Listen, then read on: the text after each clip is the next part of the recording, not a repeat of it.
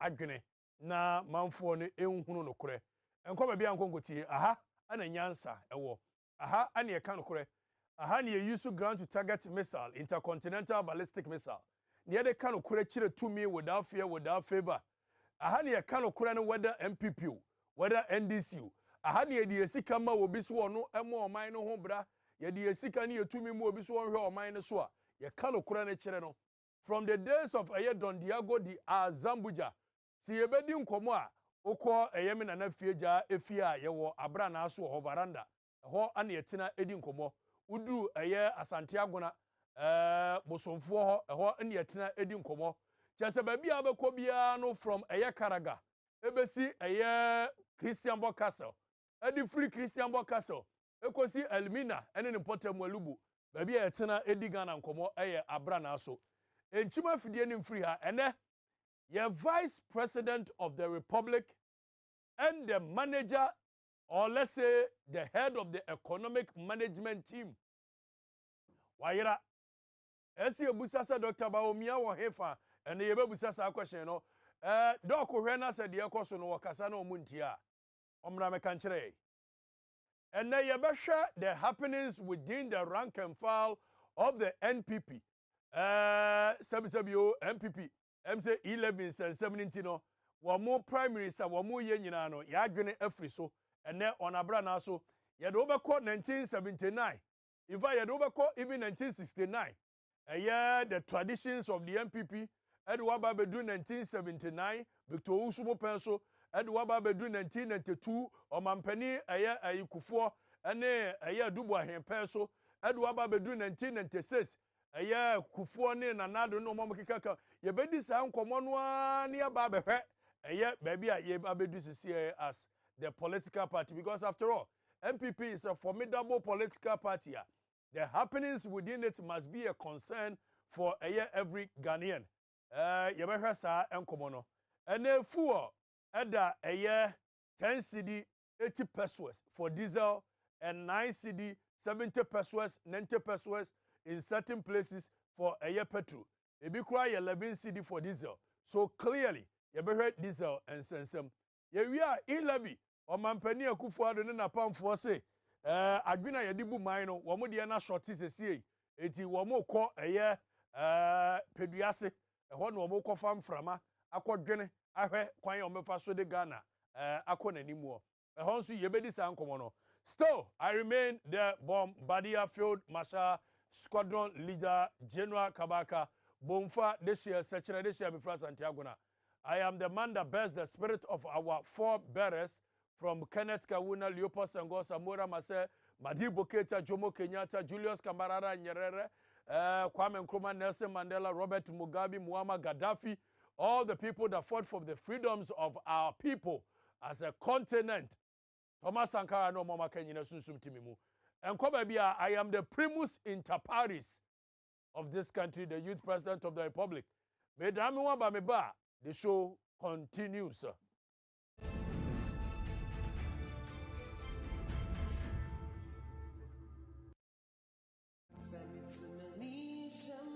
Easter Trawodo, Menso Midieni, XYZ Broadcasting, Eddie Easter Trawodo, Eddie Ababe Boadi, and Yasam Katwa. Easter Way, Yabetre Oman for do, na Oman for Yetro Modo, Ayan Crofua, one more any Ashafo, and Kakani one more in Yankafie, Yetra Womodo, Amanyankopo Donoso Aswomoso, Enti Brabeka XYZ Broadcasting Limited for home. Na Easter Friday, 15th April 2022. Yanko Inyankafie, na yanko yadoye. Enti ye show bien cry say, bibi bia wo bia. Say Yesika, Ediane, anonom die, entoma, entadie, samena, empabwa, yabejino odoso. Kitwa bien sha, enti e friend de yako, ubetumi de wachede aba, edani dra ye de akwa kwache.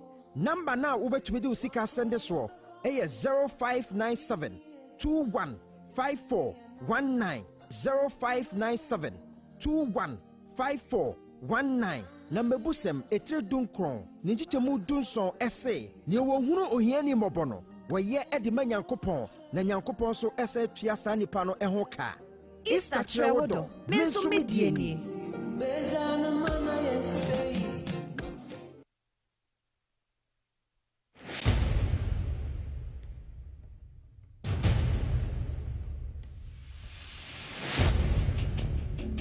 The average human body mass should have at least 60% water for optimal performance in any physical or mental exercise. We can help you maintain it naturally.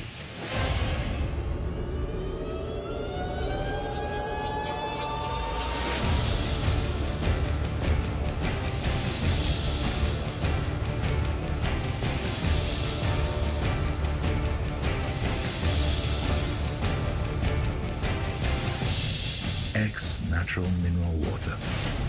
Simply natural.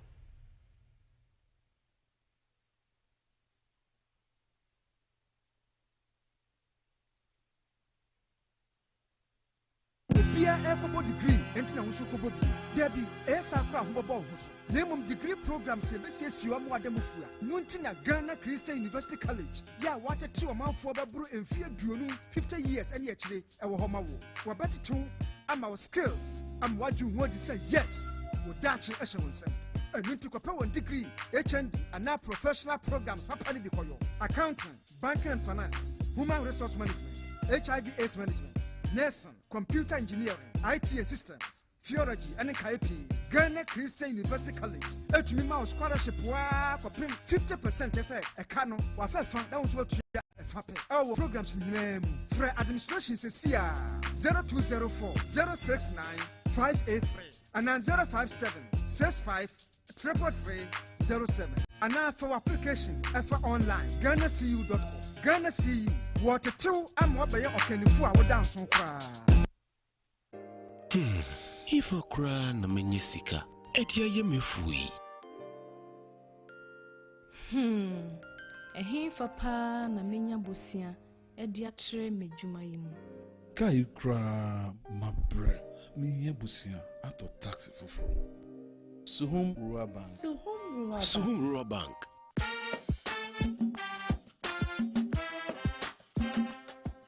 Yamamwa kwa baba Suhum Rural Bank. Ya wonse se ahodo bi te se dwadifo abosia, ekokro bosia, susu account. And it does all savings account. Me bada chain savings account. And the keka ho. First Suhum Rural Bank was 03422918896. Now one so to miaka say. Suhum Rural Bank. Ama ene mayeka una. Suhum Rural Bank. Entime pa minie. Suhum Rural Bank, growing our heritage.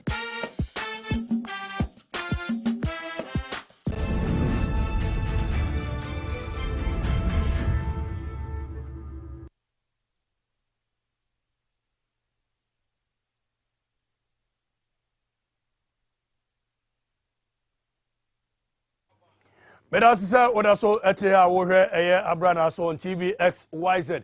And one more studio, I mean, no more Ebabe Chinkomono, Ora Ivan Innocent Che, and Bernard Odo Techi, and Kwame Ochredako. So I don't have much time. And you better tell. Over Facebook and not wash and 10. Ama ye Richie, a nipa bebre. Medical catcher say 11 and 70.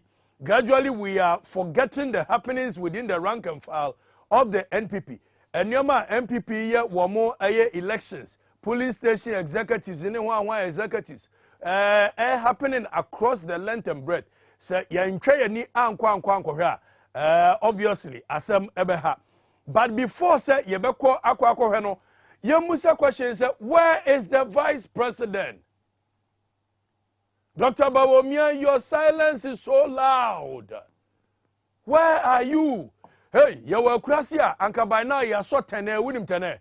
Me buy Musa so nim tene, also nim tene. Tene ya tia Krasino, see a quail form near Banasa Diasa, which trap papa, winim papa. Papa, I war, abe, Ninuano, wono, which you trap no what can see any moo, na Udija, Ashom, Natchez Kramo, and Okrano, Sir Ucha abe, winim abe. Ye twa ensefufua ye de tene tie ye de tene ye kekasi ani sa na ye de jatum na ututu abeni nkomu ni wi a watwa abeni wato fom no a wutwitwa medal no wutwitwa wi a ye de tene fite se de be ye betumi ayi nsefufuo papa aba eno ye tene wotia wunim eti ye wakurasi nyansa ane abesua de kakra eti da bi ebitimu no tina da bia me primus inter party because wo de me kwa kurase de no a adwene ne wo ho wo de me ba ha nso a ye ne mba ye ne mu de si ani a ye ne mu sua ne pepepe. Dr. Bawumia, where are you? Doc, please. You are the next presidential candidate of the NPP. Where are you? Where are you? Yes. Hey, tie. Ahana nyansa wo. Hey, NPP so po. Akufo-Addo tiwe. Die Akufo yes wo ye ni bia anya ne dene no an wo de be NPP. Akufo yes wo de alankyere mate she NPP konwa anya Akufo-Addo de no. Ene Akufo-Addo kwa bia so bepe e de Dr. Bawumia she NPP kon. Wonnimu a na wonnim. If you don't know, you don't know. But let's go back to a year NPP, the days of a year UP tradition.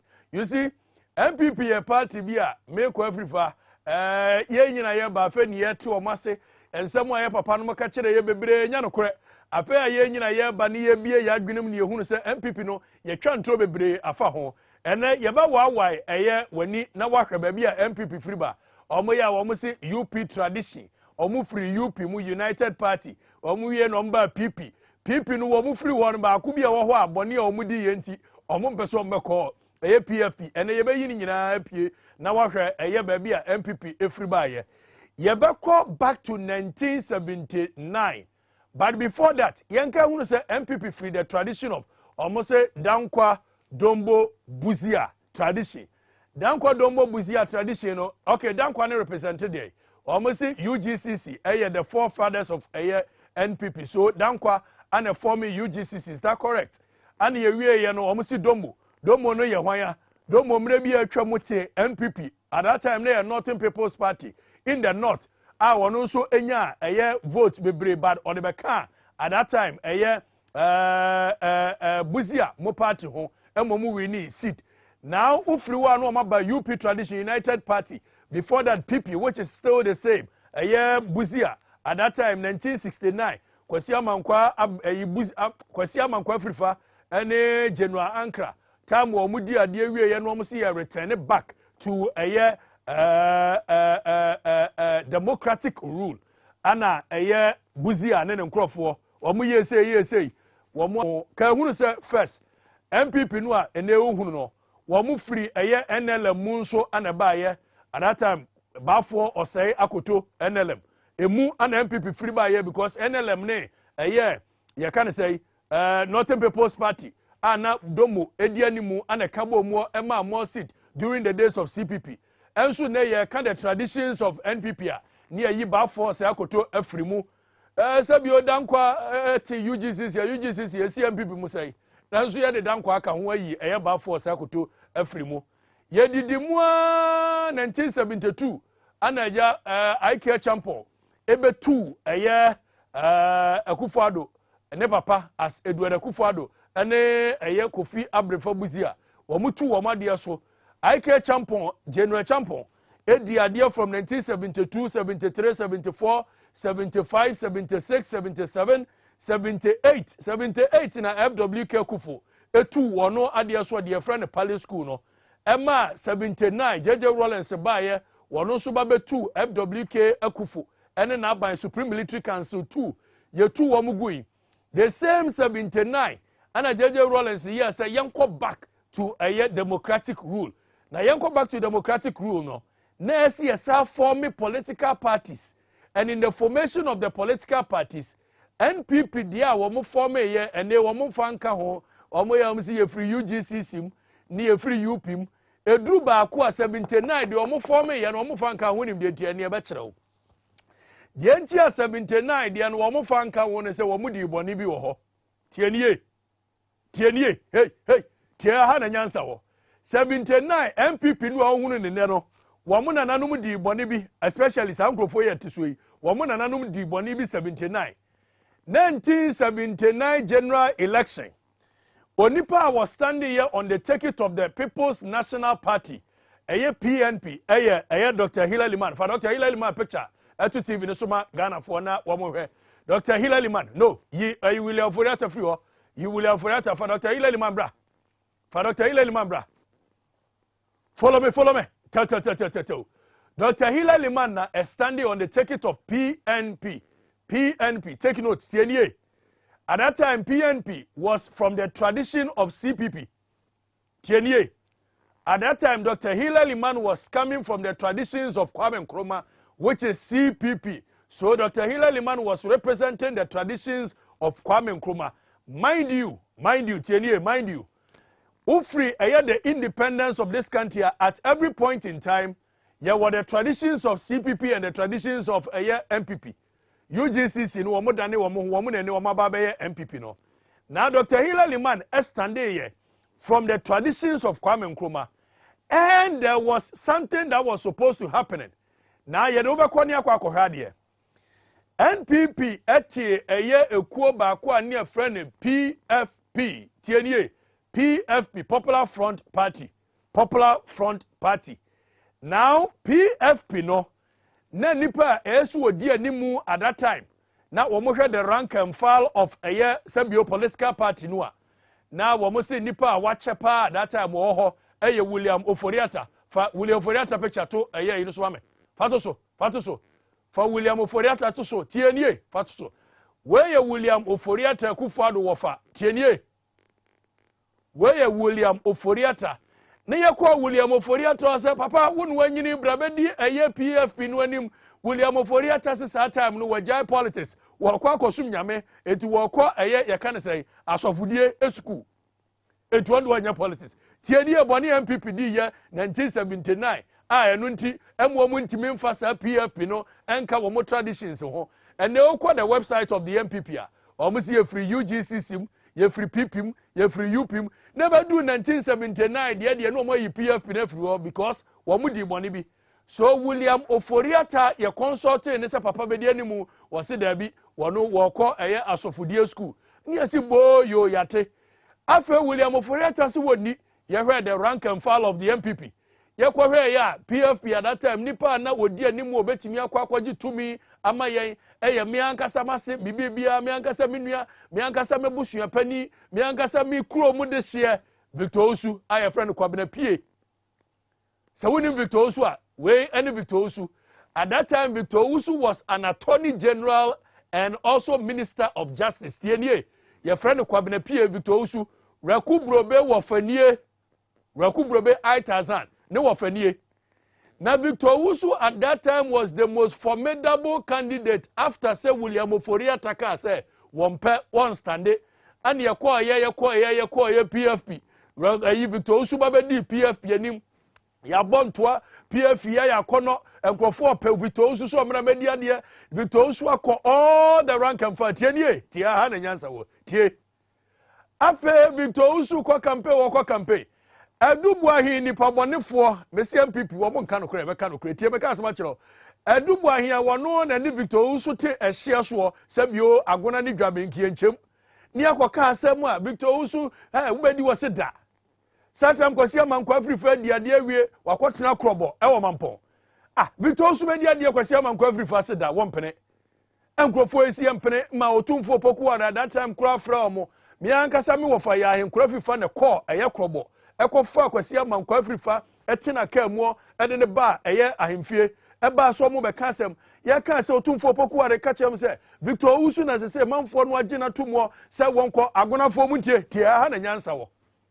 sa wo ya agona de hye na wate se ye se presidency be so kunkum mu a kunkum ni ye nsuo a eda agona hye so ebe so kunkum mu na emom anwura agona na se kire nie se Victor Osu ofra agona at that time na otumfo pokuare afre me wo fa ya enkura Afrifa busa kwasi amankwa Afrifa se bi mparaduase ho atwede be 20 na furu baako furu mienu furu miensa furu 9 furu num ekodu 20 wa akọ hebio kwasi amankwa Afrifa se wonko babia bio na me wo fa busa se wonko babia bio di a wonu a wotu a wo so ma Victor Osu ma meye president no se bio wa fura kodu 20 be head of state pen etidi asem bio now ye kan at that time na Edubuahi ye young guy wono so se da one pene ma Victor Osu ma media de yati wo William Oforiata ye Kufuado wo fa tie Edubuahi wonie wono so de ewiase be ye no boni o ye no ye beba 1992 no aba be hwe boni a wo ye de ewiase so ye no now within the MPP PFP afa ye da sore ye a na Edubuahi ne nkrofo akwati kuo bi say ye friend UNC now UNC no why never be di animu a Akufo-Addo wofa no a wose wokwa asofodie sukuu na enu nti wo ma media ni mu no mate me hofo tie ne ye ha na nyansa wo wo ba ya Victor Osu abonto bibia kama fine wo ba be winie nanso Akufo-Addo wofa won na asia so wokwa asofodie oye se akwa asofodie sa no oboa nipa bonefo omo de firim na tenten sa no omo tie wo sore ye ase akwati UNC no one eba be dia nimu a Akufo-Addo wofa se ono kura no wade o na mrantie na ba be pagya no se wo boa no na bia wu sa no omo stock in trade etie UNC no na yatia free eye PFP mu ama eye William Oforiatta fa ne bra fa William Oforiatta bra bio William Oforiatta na waba be di UNC anim ei NPP dia mu ye 1979 amwa o wo mseda okay en yankoi na Victor Osu wamone eye William Oforiatta wo yate ne ho gina ha wo yate ne ho gina ha na yekọ ya wo muso mtie mokwa mbelusu o mseda afa ye kwoto aba at that time oka Victor Osu adie ebom ene William Oforiatta die ebom a nanka wo BT Dr. Hillary Liman hands down nanso ni pabonefo NPP party no akwaniasa nyina so wo mo ye o madwene so mbedi boni a wo mo ankasa within the party wo mo timi du wo mo ho boni a me aka se oho enti agonafo nipa wo ma presidency ama eye agona bikurom ama so ama Victor Osu antimi ani ade ama ye president eye sabio etuwa kaya rakumrobe over the years na wo so wo mpene ma Akufo-Addo media de da efso wo mo na ama ono ne wofa ama media de. So this is what happened in a year 1979 PFP ni UNC ekoye wo mo koy no mo ko lusu ye ema eye Dr. Hillary Liman fa wo mo ntem ebe ye president. Na when ye didimu a jeje Rollins ba ye senye ni pabonefo a wo mo ankasa wo mo twetwa wo mo keka wo mo ho Dr. Hillary Liman wini ye na jeje Rollins safa akire eba no obaji tumi free eye Dr. Hillary Liman nsem 1981 afa ye didimu ye ko 1981 82 83 84 85 86 87 88 89 at that time jeje Rollins di akwa ye hunu so okofefa nsem hunu bebre bai economic structural adjustment program economic reform policy PAMSCAD all these unnecessary policies are answer down for so dia bia amram for ana IMF ne nkofo say abrante baby a waba no 11 years fasi ya yensa nko democratic rule tieni o meka kire se adubu ahidi bone bi na ewiase sese bi owa ma onyonko antwa nkwa osu ntwa nyede enu afa ye didi mu 1992 ye ba ya adubu ahe no a wono wokoyire ye dwabendehye na nya nokura na MPP nka de na mutimi ko bie adubu ahe Memorial Park ewo dwaben na nso Victor Osu no a wono no ka ho ema MPP 1969 nya moboni amudi ya nkoje akonyama amo agona de ye ka kura sese ye nka Victor Osu di nka ho ene MPP adubu ahe wono nso 1992 yaba yako MPP primaries at that time Omampani Kufo Kobi at that time Dr. Janisel Bimukobi at that time Kwame Safodu Dr. Dusaf Safodu mo wa mu nyina ko primaries ni bi ana nyame ncha de adubu ahe ewini ye nanso boni a wono didi Victor Osu nti presidency ni JJ Rollins miemia ne ntɔhwe amwantimi am president ana ɔde kɔtworo stolen verdict unya hunu hwe wo mo boycott in 1992 election etu wantimi am president because we disaboni ni bi 1979 tienie MPP there would the MPP chair you must know the history the stock in trade of the New Patriotic Party edu say yenye prime minister 1992 Omampani Kufo fanbra be mani monyamfo fanbra ama paaba Omampani Kufo oni adubu ahe oni Dr. Janisel Bimo wamuna stand for the primaries of the MPP Dr. Adubu ahe eba be the presidential candidate ama paaba ni monyamfo Kufo anahuni but mamenka was say at that time Kufo free the line of Victor Osu because Victor Osu chambers and Kufo Asian law. Victor Osu was an astute lawyer. Victor Osu was a chief justice, attorney general and minister of justice. eti Kufuor na kola ni Kufuor ana ne na mua 1992 Kufuor de kobo ani amfa Dr. Jenny Selby na di second Kufuor di third you can say Kwame Dr. Dusafomo wo nyina amfa now you can say Dubois here ba be di NPP anim watimi amfoma anko ba bia wodwane ye wokoya no kotworo stolen verdict yan konko standing election and osuro JJ Rawlings e wo muse na Dubois here very outspoken person but wanko election on boycotting 1996 Yansan go back to the primaries of NPP. Yansan go back to the primaries of NPP. This time around, Dubois was there. Dubois bra. Dubois bra. Follow me. Tell. You guys, I will fight you. Dubois was there. Kufuor was there. Tienye. Kufuor was there. Movie. Kufuor bra. Kufuor was there in 1996. Now there was a popular person at that time no na a show boy 1996 ko betimi win the election MPP primaries in the person of Kwame Pianim mumu bebre nim Kwame Pianim fane ko ne hwe Kwame Pianim your friend Kwame show boy at that time the MPP the most popular person no betimi ade animu where Andrews Kwame Pianim an astute economist and papa we na so ofre Oforiata wonfa because obviously Oforiata omu papa. But in 1994, in the run-up to a year election, 1996, he was the most popular person. He was one of the people the MPP loved. And this guy would have won hands down. He would have been the person and Kobelidi. But for say, Emrebia Chemwo, ye convicted for the crime of wanting to a year, Sebi also obey to JJ Abayin Egu. This is Kwame Piani. It will go jail. Kwame Piani go jail for say or try so be to JJ Abayin Egu. And no near they disqualifying from the primaries of the NPP at that time. Tienye, Kwame Pianim and Kwame Pianim is an astute economist, fantastic guy, intelligent man par excellence.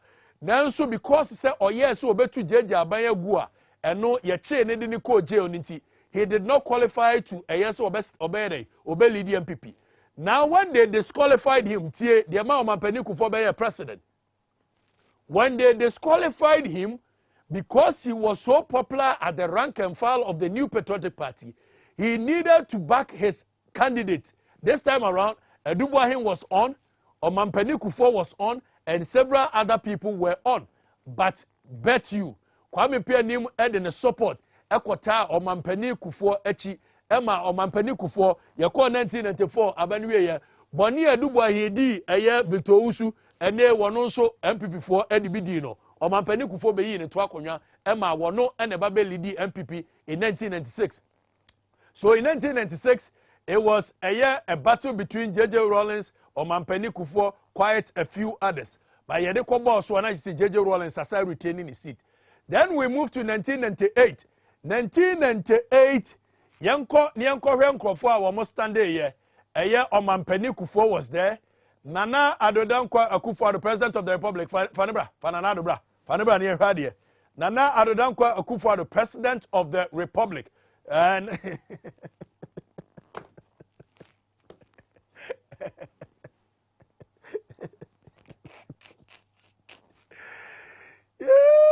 and you heard us best. Yiribrizo. Nana Adodankwa Akufo, the President of the Republic, at that time, Mubekaya. There is a famous statement, Emma Wobiaka say, the politics of insult started with Nanado. Nanado Baya Wababe Stande a year the primaries in 1998. As someone catch the MPP for say ye the banche, Eko Gaso, na yanto, na ye de befia, Yansan fan Kodjasubio, because Asunda ye to wait to say, or Mampeni Kufuor ye banche, ye didn't 1996, and the yanton ye diaba Asunda ye. Etimi afan kobio eja wo mantie no 1998 omukoko to aba na Mampeni Kufuor asa awini ebio se omramedi MPP anim. Fast forward Mampeni Kufuor bedi ade 2000 2004 2008 oba bekono there were so many candidates were muyi were muti 2007 Wamuyi Wamutini be 2007 and another Kufuor, President of Fanibatuso. Fanibra. Follow me in the order. Follow me in the order. Now, Nana Addo was one of the candidates in 2007. Opese Odi NPP for enim. The second most popular person at that time here, Alan Kwadwo Kyerematen, one Dr. Bawumia Edi Besiani. Alan Kwadwo Kyerematen, at that time, one na presidential special initiative. Mobeka ya yase banchibia, yedua ya bia yede baba ya start. Ehun sembebre, Alan Kyerematen sika finansase.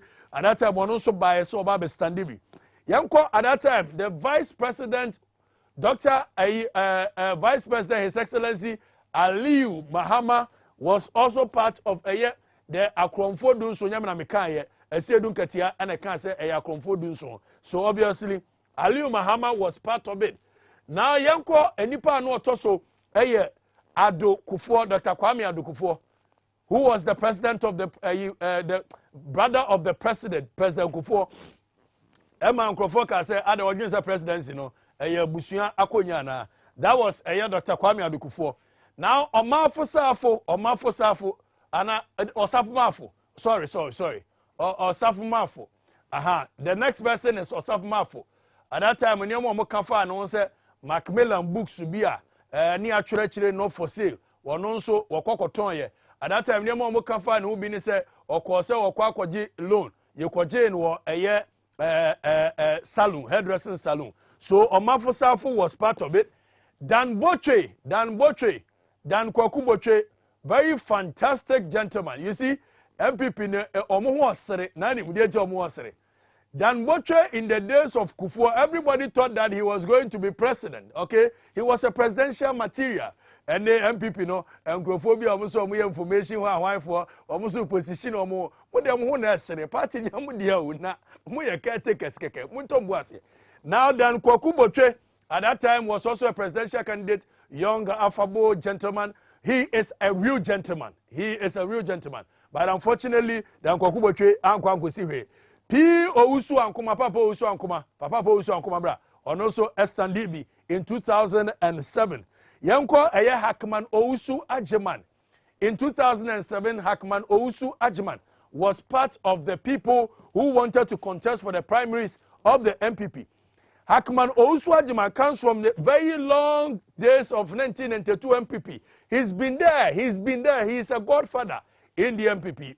Hackman Ousu Ajiman is a godfather in the NPP. Now Yanko Aaron Mike Okwe no also come Bekai 2007. Aaron Mike Okwe was part of it.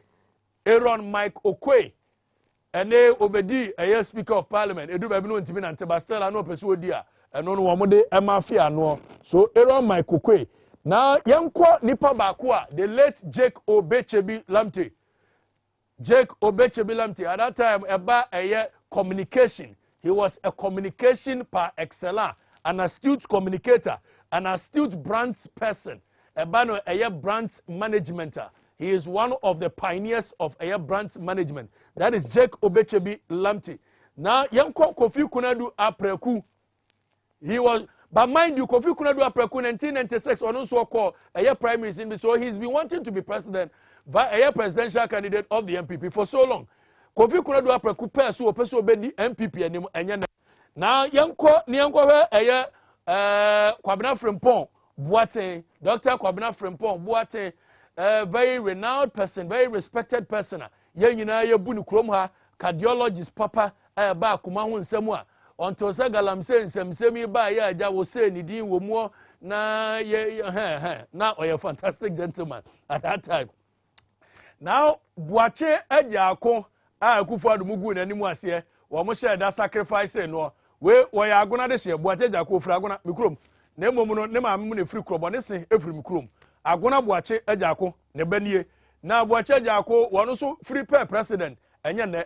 But mind you, Nanado the upper presidency, ewo under him, one way obe mafia wo. And say wo mafia no enche bia no. Kwabena Japan, at that time no the spokesperson of a year President Kufuor. Kwabena Japan, oba be general secretary of the NPP. And also Yapamo no Kwabena Japan so can say opese odibie. Now yanko Ousu Japan. Ousu Japan. Ousu Japan so by say opese odibie. Then we have B.J. Bewa. Then we have Dr. Arthur Kennedy. Dr. Arthur Kennedy. Dr. Arthur Kennedy. Okay, so that is B.A.J. Bewa. No, ambassador. At that time, no person would be president in the B. Now, 2007, under the watch of President Kufuor, yanti se we yetwa we sekai, yanti se we ni we ko, yanti se we ni we say. Yadi abane kwa share so na Ghana NPP for about 2,000 plus delegates. Omotu abama eye Nana Addo Dankwa Akufo-Addo. Some of us supported Nana Addo Dankwa Akufo-Addo because we loved him. At that time, everybody knew, say, whether you like it or yes, Nana Addo was the most popular, the most formidable, the most, na ye penasam ye dono ewo within the rank and file of the NPP. President Kufuor per se, wade eye alanchiramatense NPP kon. President Kufuor per se wade alanchiramatense NPP kon. Nana Addo anyane de, wamu kaseti at that time gabi wachirida ko the statement newspaper, wamu choro nse muhunu fa President Kufuor, no wamadi President Kufuor atema ye ne caricature. And ye nyina jitum se President Kufuor ntimi fa alanchiramatense ye kon. Tienie. Now the same thing na President Kufuor ye na adwene so obeye wo the MPP alanchiramaten be hye kon. The same thing Akufo-Addo is doing it.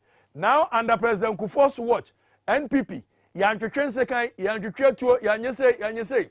Fast forward 2010 ye kwa koyi eye de obedi NPP anim. The same time alanchiramaten was there, Nana Addo was there. These were the two formidable candidates. Afe ye wo mu a ye hwanse kan train na mu ababo. What is this? Ye hunu bi NPP mu da. Ye mu be still are supporting Nana Addo because near again said the nonsense in the party was too much. 2012 yako anyeye. We come 2016. That is 2014 yasako. Nana Addo ye moving straight forward. Okay. Then we saw MPP abeye ja. Kwabere Japan ya to abama no. Nana Addo say mempel near you know. It's okay ye mu be supporting. We did not understand it. Then we saw Polafoku. Ya to abama Nana Addo say mempel near you know. It's okay. Some of us supported at that time. But a titra semwa a shase within the MPP. Yan kan wasem no. And then about Bedru say Sabio wa mine bu okura no a titra sem ye bu. We don't follow law, we don't follow any rule. Yetimichi obi kwasha cells more than 31 days near the some authoritarian autocratic means be and the nation honey say. Now you are called back for MPP primaries. This time around, Alanchiramaten is there. Alanchiramaten batuzo. Fariba, ne follow me. Fariba, Alanchiramaten is there. The next person in line, Dr. Mahamadou Bawumia, who we cannot find. Say Wagane, Dr. Bawumia so vice president now. Yereni Yehuno was so obedi MPP anim. Nensa mu okaye fundamentals are weak and the dollar will expose you. Yereni Yehuno. Enipa ba kwa opeso wasa standing be ye ousu afri ye akoto wose ne papa ne ba force akoto nti aja wono so beba be stand bi na minim say abusua konwa at the age of 78 or so opeso be lead Ghana na yebusa say leading us to where the grave or what. But anyone who President Akufo-Addo atimi di no so the friend of the president. He also wants to be president. Now your movie ni enhwe the happenings within the MPP currently. Abanye Fameko eye formina MPP. Fameko formina MPP. Yanko dey happen when MPP was here. MPP ne nya akono, MPP ne nyehwam, MPP na yetan. Enkrofo say omobu afu formina because you the candidate show omokon etu omako penti MPP party nu ho no. Omako penti office no. Yentie voice, awaje with voice.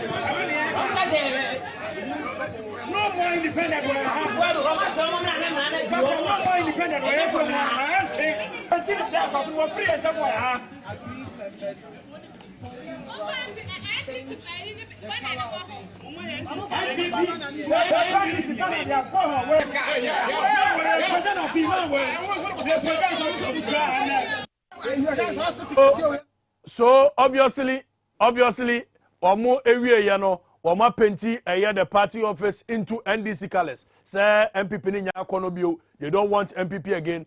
Under the happenings of Akufo-Addo be di MPP anim. Gradually MPP no a yemu bi yenyini ba na yese sabio party a animdiefo enyansafo ene wo mu no. All of a sudden yabe hunu se party no abronya be regional chairman. Yabe hunu se wuntumi abe come on. Party ni nya kono bio. Etitira sem hunu ye nimra so within the MPP. Yanko ajoso, yanko ajoso for asem mo kafa John Kumao within the rank and file of the MPP. Yanko.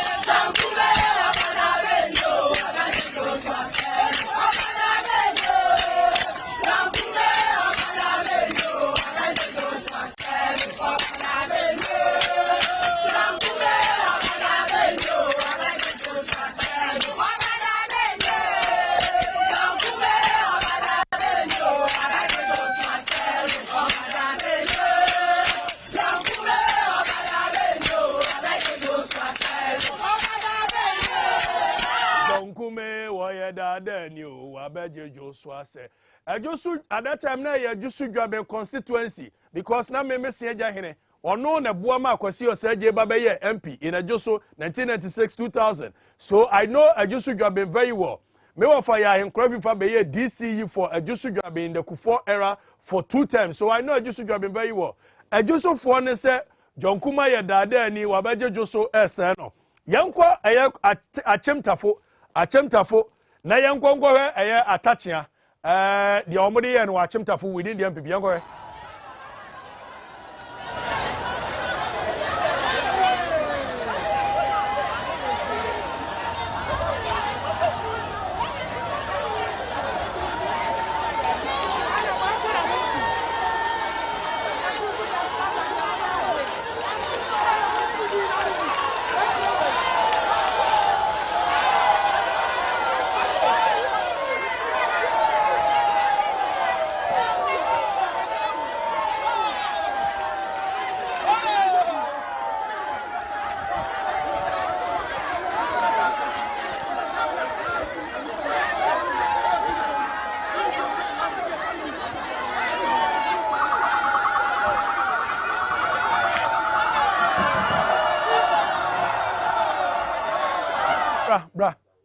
Bra minimre eti atachia ana MPP fo ehuru no party ni nya no ho na yenko yendi abwaje aboni tete mame wo mo party office.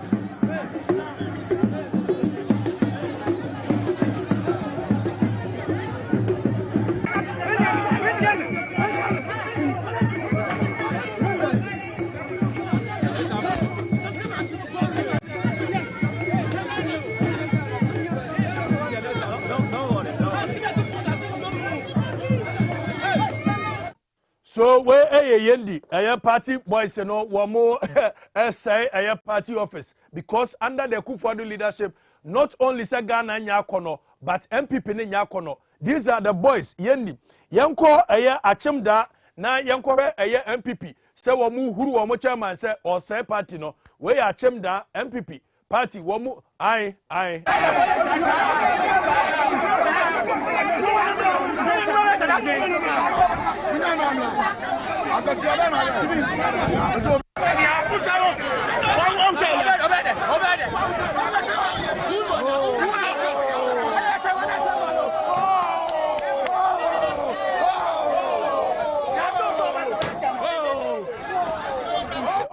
Okay. Where achimda.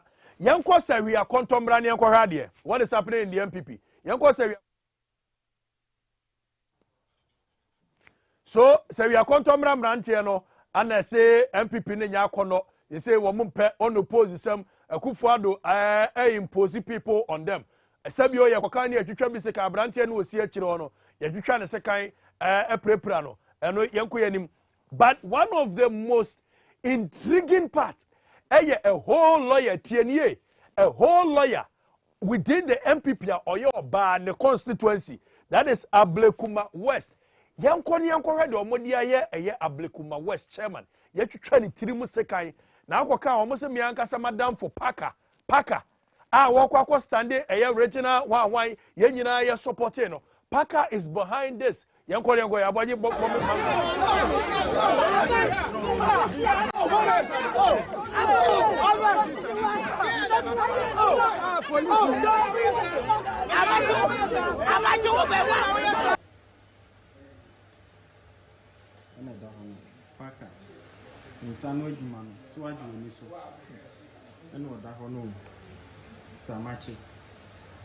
First Vice Chairman hopeful. Boneben were more into Paka, what's Yama Langat. I only see. Let's go, Moja. So, this is what is happening in Ablekuma West. When him say, Menoka say, Abranaa friend running Nicole, Yayina free, a year state house. Because of Sir Obestande, a year primaries with a solution to Yayina. Now, Yanko, a year, a Utu Senya, Yanko Radio, Yanko Utu Senya. Hey. And I say, Eden, na the Ecoso and say, and Crawford Akofa, Ibinum, Abedina, somebody, Omambeto Aba, or Abra or Mudinia, any register in our police station, Interna Amaminiade, Menia Breno. Interna Amaminiade, Menia Breno, Menia Brepa. Okay, so Modinka register moving Konombai. Almost saying Kroma. Your police station be brain. I was saying, police station, you be brain. Until I perform with other police station, and I had your mother on by them. On my two about until the many brain say, on we didn't register me.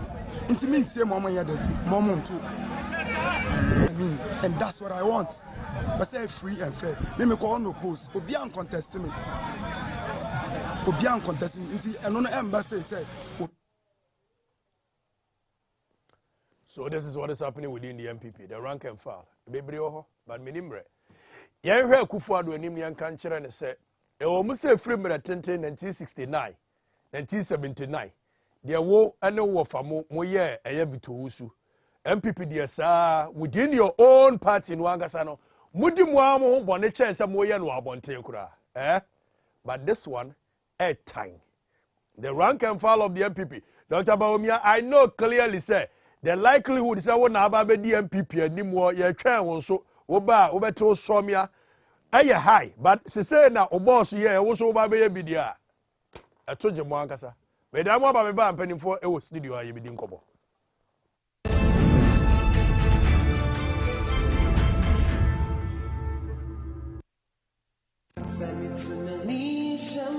Easter Trawodo, Menso Mediani, XYZ Broadcasting. Eddie Easter Trawodo, Eddie Ababe Boadze, and Yasam Ketwa. Easter Way, Yabetre Oman Fodo, na Oman Fayetro Modo, Ayan Crofua, one more any Ashafo, and Kankani one more in Yankafie, Yetra Womodo, Amanyankopo Donoso Asomoso. Enti Brabeka XYZ Broadcasting Limited for home. Na Easter Friday, 15th April 2022, Yanko Inyankafie, na Yanko Yadoye. Enti ye show bien cry say. Bibi bia wo bia say yesika eduane anonom de entoma entade samena empaboa yebegye no odoso kitwa bia nswa enti efri ne yeko wo betumi de wachede aba edane duru a yede akwa akoche number na wo betumi de usika sende so 0597 2154 0597 215419 Number busem etre dunkron ninchichemu dunson ese ne wo hunu ohiani mobono waye edima nyankopon na nyankopon so ese tuasa nipa no eho ka Easter trewodo menso medieni.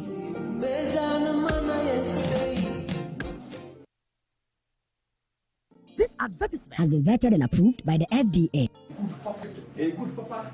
Ganabam, if your apostle, your waist, all your body, you make bazaar. Thank you so much.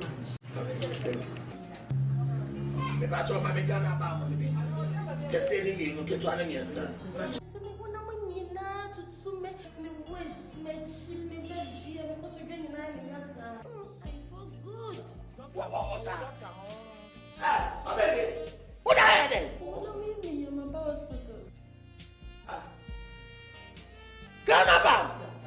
To wait here from doctor no. Where you there? Come aside. 20 cedi. Mr. Tiabako. Ganabam! Yanto Emetoha. Efesa Tiabako nti. Efenchu obi 20 cedis. Nemo se Ganabam come. Sa to so. It me tafu Ganabam.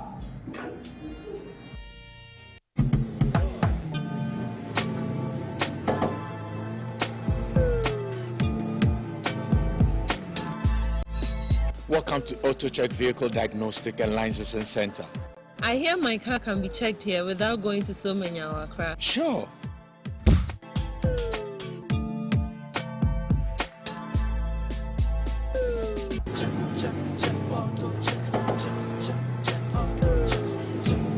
Emission, check. Alignment, check. Brakes, check. Visit AutoChecks at Koforidua Aquadrum Road for the roadworthiness of your vehicle, from saloon cars to heavy-duty industrial vehicles. Madam, your car is now ready for the road. Thank you so much. AutoChecks, check. AutoChecks, your safety, our priority. Check, AutoChecks.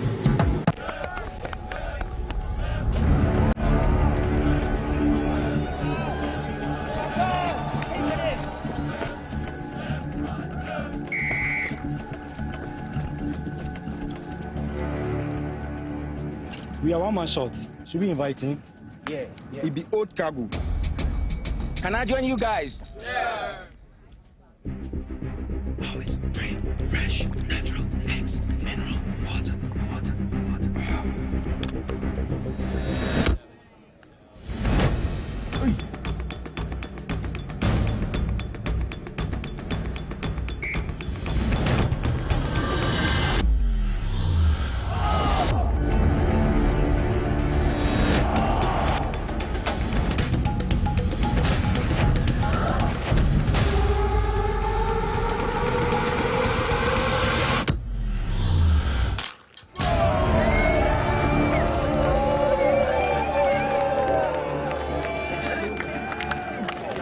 Still got it.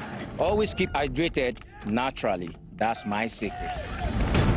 Manufactured with the primary aim of preserving nature's finest minerals necessary for a healthy mind and body.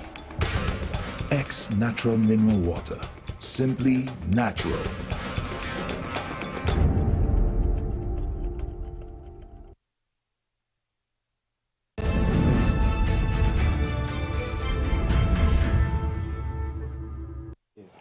Medasi sa so hwe Abranaa so on TV XYZ Medino exercise still I am Okatakyie Afrifa-Mensah primus inter pares, the youth president of the republic. Mene Kwame Ochiridako our business development consultant and wo fia Kwame akwa bibi aboko de Sansura Ivan Innocent Chey a social commentator was I a nurse ni but eno ya na yen kan video we ye nurse ni so do say wonim hwe Ivan Innocent Chey a nurse ni aba akwa Enjo so Okatakyie Gamiadom ana menua aja NPP for man stand ni pa bonefo baako a ye friend no Bernard Odu Chechi Sujane West this year Ben akwa ba ba me je so akwa bi I was say o ton wa de ma patapa ni akakabin for dan oka. I don't know si wa mamu ni mu. Ale. O ton wa de ma patapa ni akakabin for dan oka. Na video ye wa hunu. O kom ho sa say ya ton Ghana makakabin for na patapa for dan oka. NLC no. Okay, so the happen what started on the happiness within the MPP. I said by 11 systems. Baby bu ye mama nche ohwefo no watie fo. Ohwefo no watie fo jo so. Na on say tembia metaka say uye mistake na okoto aduane boni awia na odwen so aduane no ye cheaper. Edura na dwo obi adam ye funu bedan woka. Bi na to Ghana for. Quite some years back, Obekaya yenya some two leaders in the country in the person of Dr. Bawumia na Nadoa. No monka say Ghana for the they were very democratic. In their party, no in their party. Some ni hobby. In their party. In their party. In their party. Oshe omo body language it gave a certain indication say about democracy they were second to none. Now, fast forward and Ghana for their kunya show monsa. Within the first term, no quite fast we Paula Foko Muni at the Biana was say Ghana for indication said. No, nyanya first term. Yes, until clearly no, the intolerance started from day one. Now no me can say in 2012 and another dinner simple so kumasi or tetoya no. Nenya me Ghana for koko say ye because among will be a engine no until total album. Fast forward and the second term ever. Or we near baby. And then the first term no. No, they call the second term no. It was clear on the post agenda. And MPP man nkasa who say no, ye authority on the post bill. Enti Benami bu yes say o ton wa de ma patapenia akabin for down woka no. MPP man nkasa who say omuli da na ye patapenia akabin for. But for the second time they do not let it happen. And unti na na say okosunyan Easter. Je de MPP mu no nya senketwa. Sunyan West the same. Oko baby a contemporary all the stations everywhere. It shows the symbolism of the leader. And the leader and the symbolism and the demonstrating and there are worse things to come. Kwame, when there was a year in Senaho, a living lesson to the NDC leadership said, yes, of course, in so should be about the sir, or so dear home. Clearly, the NDC must depart from any actions, commissions, sir, a bema or yena about pertinent. For me, I clearly believe, sir, when you're from 4 and you're on tunia, you see, court to die or harness. When you're from 4 and you're on tuni. Now, what is it feature ye be see court to die or how saying. So we MP, we regional chairman, constituency executive. Now we're going to say what some pet year. What is your beef for somebody contesting you? Kwame the SCC MPP munu nyina a semblance of it will come in the NDC. My antena ham for say oh MPP for na nyu omon tokwa. Because you see kokoba the day by a crop of former. MPP NDC a political party no be afa no baby. And clearly no the AC1 MPP mono, it was said the NDC leadership must depart from it. Say betting your Bamua. Look, so the national chairman, national organizer, constituency chairman. Now you say what someone I didn't know here on the post. I didn't know what a Mojagu and where the chairman. Now you see, some Mojagu the chairman here for na video also. And no na medema no sino. Now me for a corner we swap board, regional executive for Bono NDC Abaso. Enemy and Kasame constituency Sunyana West. I believe we say Santokwa we no. Maybe the amends my reset, and there will be pocket of constituency in NDC where so happen. I'm telling you on this platform. In Greater Accra, there are about 11 constituencies in NDC.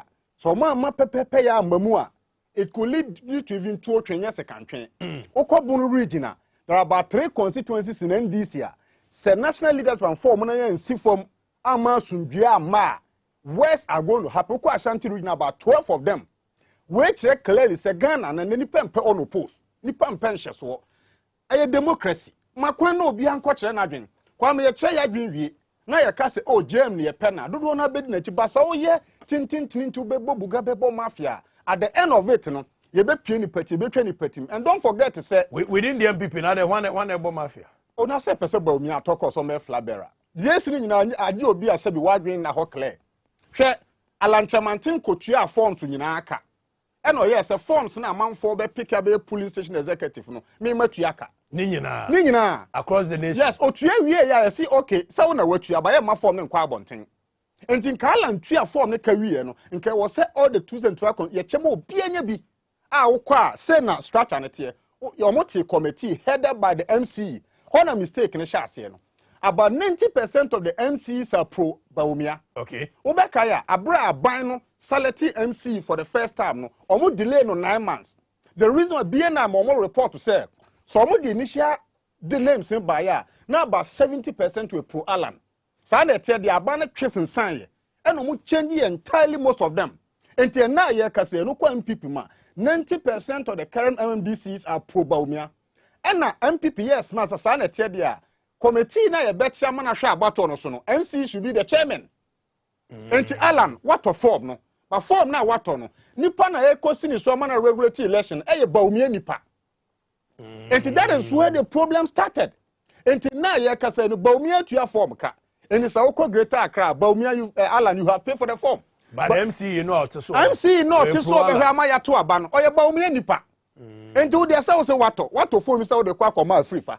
Phone now toy nipa e be phone so kwa Afrifa ya Afrifa tamfo. Obeda na ne saka. Enti come what may Baumia will win but he will inherit the disgruntled party structure. Udu Ablekuma Wester in Siketwa wo first vice chairman a position ye twa obi sika free ni ha akusi ni ha netiko ye bie ni mienu se. Mama mi sa simple question. Se also be som o man. Na adwen money bi ni akiri, adwen boni bi anta akiri. Adentire wo so kuni pants na wo be ye regional chairman. And that should be the bottom line. Say leadership is not war. Enye ku wo enye ntokwa. Me hu de ntia me ba be som. Ade mo jegu ansa na masom. Then it means there is an ulterior motive to suma mo be som no. And unim the party grassroots MPP na hu say amanfo di sika wo soro. Entia wo so mo so su wura mu ko di sika no bi. Okwa Ablekuma omo de fini bi omo say ye de opposition. Okwa Ablekuma pa ko se si a. Omo so omo opposition. Se me ho na mete. Ayi running ni kon. Se omo say aban aba ma bi mo. E na dodo na ante a party in government in opposition. Enti omo so praba be wura aban no mu bi. Ene se kantwen. Eni se NDC leadership on so hwa. What the NC mama ye ntena zen oh entimi nsi ebetumi asi and it's going to happen. My master is a Greater Accra by 11 constituencies. Bono region 3 other part. I mean, market on the dot. About one Ubeka say, me can on the and then 19th February. Right. 20th of March. Ubeka say me can because a man for any to say yeah money pan share so. And MPP for what the patapani toma ya and akakabin for air die account matching. But that's a better do touch BOT. Yambra Ivan, the happenings within the MPP, the rank and file. Menchia what here for Menchia Dr. Mayor Holy Family Hospital. I think he's watching the program. So Doc Menchia no pay Miankasa VVIP. I think what is happening within the MPP no me I met here Nyame and I'm not sure say majority of among for more are surprised about what is going on. Because what seems to be happening, they say a rule of law say obeje akonya and say interface governance no. You're setting aside and at the corridors of power and nipa na ye de tumi ashom and the patapani ntitera 7 nebu o man. In this what form definitely you draw inspiration from such attitude I also at the top no and as anema we call. And the other side necessary a the attitude towards ye bibia fa ho se be ya e bia we koye we ya punishing ntino obi besua ade afrim no nothing happens. So at the end of the day so obi to na say ofri say obi ye asia kwan ya besi ne kwan ma ne achieve the political aims a kukuro be ku afro because at the end of the day no ni say nothing will happen. Because 2016, don't forget a party office in some of the constituencies. You will only problem se kan ku omo be see na investigation kwan hu aye be see na that particular issues you are brushing aside. Okay, minchwa no. All right. Na ade ba ko a ama midwa na do aban. Eye mo be kaya in the run up to 2016 election. There was this guy, Naba. Obeka Boko, Naba Afo, Collins down the Miano. I can say ye kumu nipa de bia. We thought say look, na bet you try my contact Collins trimu emi ede ne koto eye Kolebu, Confarachi Teaching Hospital. So many weeks. I thought the NPP was going to proceed with that case, but because of mo anka so mo sunu omo ban St. John's on buy, omo pia to baby aye this case nechi. Yes, so the good question I be say I want to say, e dey na sia constituency executive, constituency chairman, keka obi kwa kope no, obeku ni nua just to get there. E chere say ene politics na me say a avenue for corruption. You're about to amass wealth to ourselves. The very moment I obetimi abeduru ho no wawie se wonya wani ye kra obetimi awie de ye ya onkwan na nyina no you will not strive. Enti and no the other critical sectors na say teacher ni, doctor ni, nurse ni, other avenues na betimi aye no amana ya attractive. Nipa be kwakọ ye adwuma on because we are okoye adwuma e wa aban mu a it's like what sign your poverty card. Forever and never you will never get out. So for you to project join the political wagon and do struggle and as a constituency chairman. Go to Kumasi and look at people like Wuntumi and Co. All of a sudden, look at Onutumi Kotina TV, so you good. Bar of about 20 at the TV, so the chairman for and be seen that nobody is questioning where you got that thing from. So at the end of the day, the impression is that if you are able to take yourself to the political arena, so definitely people will kill to get their way there, and that is what is happening right now. And there is enough motivation, there is enough incentive for people to kill one another just to get the political power because not by a constituency executive or never a constituency chairman name say various critical sectors and then the baby like our schools, like our hospitals, like nobody seems to be interested. So it is about political power, scramble for power. So power no power and that is the order of the day. So I mean, what is happening, I am not surprised, and I think that we have a lot to say about this particular E-levy. So I will just let it go and then we talk about that. I am more particular about the happenings within the MPP because Sabio, the obedi MPP and Nimuno, the echoes within the MPP. Esi wo nanado penso na ye gwen say esi wo MPP mu enti eno ano no. Then we realize say because he answer ano ewo ho no entewunti no. Obabe president you can clearly see a traits of Sanyawano and they Kandaha boys are quick say watching and then I'm some kofa vigilante a bill by any other. We want to say something? Yes, because you see the truth of the matter is that there is enough motivation for these people to do what they are doing because my culture say a series of in nema asisi wo krom ha ni nyina pass yente krom ha na certain gang of hooligans eko wo court court edi asem no omo kwatwetwen sekan na atuo mama me na odi asem no dwane free court ho asem no den ekokosi ye a patry amount na de ya fine omo no call ye and we free ho nema asi wo kroma even during the elections me catch me main issue what happened in Techiman in Techiman na ankasa Techiman ye to aba hwe nema esi ya soldier for the police for gina nipa close range ebo nipa to okuno and ablekuma ya menua yi ka ho asemi similar incident happen here Abranaa oye police ni o se osuro tuo enti wajai police no but abato na ye toro okọ ho akọhwe elections no de ekọ bo ni tuo okuno bi wajai police o se osuro tuo enti wajai police okọ akọhwe elections ne tuo enekokokun no and nothing has been done about it because crime is a crime. There is no expiration date on it. And there has been certain effort on the part of government. Such crimes, you take them up.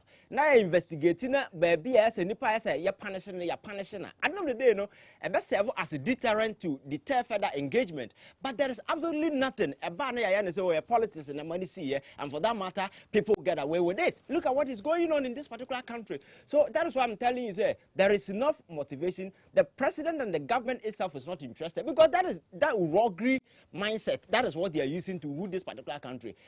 Parliament say. Ya kopase samra na omuyi DC do say ya womra eda hwa say ye nyina ya to aba mahu say majority na endorse wansa what they were doing is obada sora no pa na akose school dem baby omo nipa mane na ya kwakoto aba no and that is what was happening in parliament baby they just want to get away with it. So I think that people at the grassroots are only taking inspiration from what is going up. There is a broken leadership at the top. There is nobody in charge and Obia free say he can become a law unto himself because at the end of the day the police in Nasafoni they don't have the balls to bite on these things because in some way but we have police and various security institutions that into subjugation, they can't do anything, and these guys will just prevail with perjury and terror. Oh dear bro, for dear, I've had bro. Mamma, perjury and terror, as they say.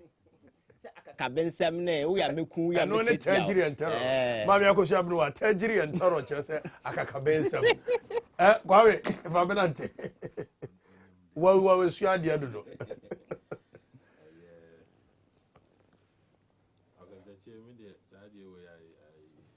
I won't put too much energy in it. It was very ABB and very predictable. I mean, Debbie. Me son on my ACC about 18 months to almost 2 years ago. And I make access on my ACC. What you say? It's going to happen. But maybe I have been doing some my criticism say. Must we not move away from it? Okatakyie onwa mo na emni nwie na okote aya apesi o enye sa na wi ase yetu ada ya se chese de tie ne se de awoba no ano eno na obedi yeah de ameje no te ase de awoba no ano eno na obedi. All these things that are happening se wutie je kufo time a obeko yewura je kufo time a obeko the speech or yeah no or MSN neck meeting. Asema or catch MPP for say baby a ya bedru se dia ye hia eye dia obetimi ayede aka party ayede abom I have that video. I want to hear that video. I'm penny for 2007. Yes. Assemble a choosing of the flag bearer. Yes. Here's that video. Dia obeka party ayede abom na ye free hwa ya bom awie no ne akwa akonwa abontin. Dia AC party nkabo. Anya party nkabo. Dia ACCC na no eye te said dia Sebita Fletch, if you be a penny nim, what I say, Uncle no, Obi and Obi, but to say Obi and Sue a macho chain will be, and I katakata, and I woman, I bassa bassa, and the dear Ninguasi be and the ACC lectures a penny be any fear. Penny will fear as a normal way, ACC. Now, the worst of it to cry and say, and Kaokra, the young to so a baby. What I say, where you were, Juma. Entinkania, why ye basa between na kakanugu. Nakasa way the mihun nimubi. It be united front. Me united front. Na me work on your still ye dear. Ma make sure say, Omo de no kure. Any abotre, any pere ye be MPP, Juma. Ebe bara. Sana me de meka ebe bada and to say the menu aketo eka ye there's a lot of reward for sa nyamransam ne no ama basabasa ya ekosu enu nti ne gusu koso ati ase enu nti ne gusu koso nti me ye nhwe omo atwetwe sekan no wo video no nko but ye nwura mu ye really deep and ye nhwe dia omo gina sa na oma we yachi. What I say, Omo Shemukina, Omo Shad Sieja, Sebeya, Norma Bisi, Sisi. Yanko help and Peniku for in 2007. Somewhat or catcher a year NPP for Irania. What we have to be careful about is that even as we set for a successor, we must look for somebody who will continue to hold the party together. We mustn't go in for anybody who will divide us. Because we by ourselves alone cannot get all the votes we need. All NPP, true NPP people will vote for us. But then, I don't think we'll leave the 50% plus one vote to win advantage. This is why we need to stay together, so that it will be attractive to draw other people to join us to go beyond the absolute majority. So anybody who is always full of tension and